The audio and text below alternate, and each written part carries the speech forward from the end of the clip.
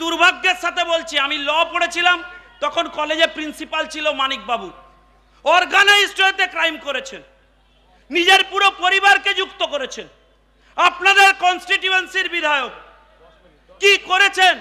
ভবিষ্যতে ছেলেদের চাকরি দেওয়ার জন্য পয়সা দিতে হয়েছে, তারপরেও তারা চাকরি পাননি। তিনি তৃণমূল কংগ্রেসের ছেলেদের, যারা তৃণমূল কংগ্রেসের যুবনেতা, তাদের কাছে প্রশ্ন যে তোমরা চাকরি পেয়েছো, তোমাদের বাড়ির কেউ পেয়েছে? পয়সা না দিয়ে চাকরি পেয়েছো?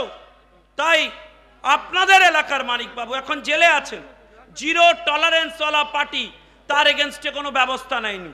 কিন্তু আমি আশ্চর্য হয়ে গেলাম, রাজ্যের মুখ্যমন্ত্রী জিরো টলারেন্স ওয়ালা পার্টি, সেই পার্টি যার বিরুদ্ধে এত অভিযোগ, সেই মহুয়া মৈত্রকে তৃণমূল কংগ্রেসের জেলা প্রেসিডেন্ট বানিয়েছেন।